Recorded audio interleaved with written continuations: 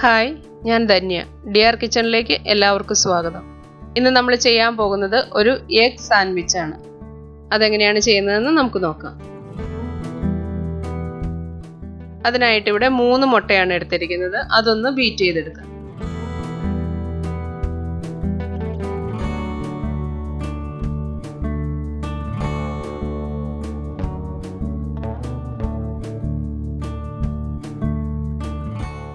മുട്ട ഇവിടെ ബീറ്റ് ചെയ്തെടുത്തിട്ടുണ്ട്. അതിലേക്ക് ആവശ്യത്തിനുള്ള ഉപ്പ് ഇട്ട് കൊടുക്കാം.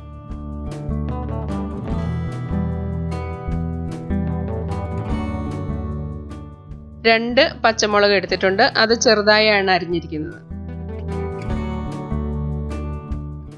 1 table spoon capsicum, 1 table spoon carrot, 1 table spoon തക്കാളി ചെറുതായി അരിഞ്ഞത്, 1.5 ടേബിൾ സ്പൂൺ സവാള. പച്ചക്കറികളൊക്കെ നിങ്ങളുടെ ഇഷ്ടത്തിനനുസരിച്ച് ഇടാം. ഇനി ഇതെല്ലാം കൂടി നന്നായി ഒന്ന് മിക്സ് ചെയ്തെടുക്കാം.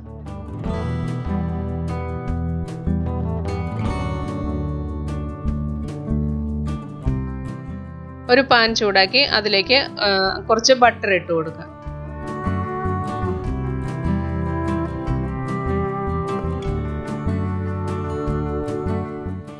ഇനി നമ്മൾ ആദ്യം മാറ്റിവെച്ച മുട്ടയുടെ മിക്സിൽ നിന്നും പകുതി ഒഴിച്ചു കൊടുക്കുക.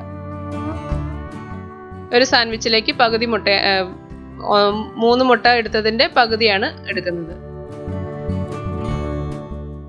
ഇനി ബ്രെഡിൻ്റെ സ്ലൈസ് എടുത്ത് ഒന്ന് മുട്ടയിൽ മുക്കി മറിച്ച് പാനിൽ വെച്ച് കൊടുക്കാം.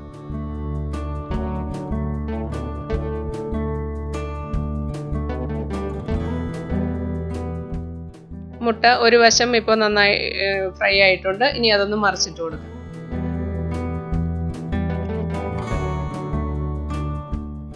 അതിലേക്ക് ഒരു സ്ലൈസ് ചീസ് വെച്ച് കൊടുക്കാം.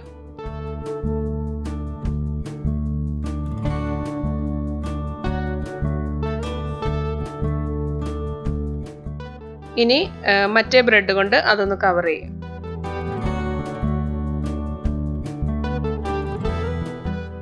അല്പം ബട്ടർ കൂടി തേച്ച് കൊടുക്കാം.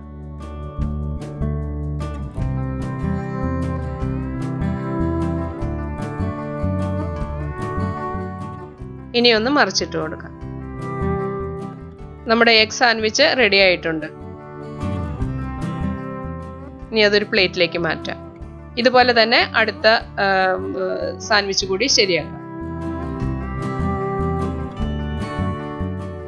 കുട്ടികൾക്കെല്ലാം ടിഫിനിൽ കൊടുത്തുവിടാൻ പറ്റുന്ന ഒരു അടിപൊളി ഐറ്റമാണ് ഈ സാൻഡ്വിച്ച്. നിങ്ങളെല്ലാവരും വീട്ടിലൊന്ന് ട്രൈ ചെയ്ത് നോക്കുക. Thank you. അടുത്ത റെസിപ്പിയിലൂടെ വീണ്ടും കാണാം.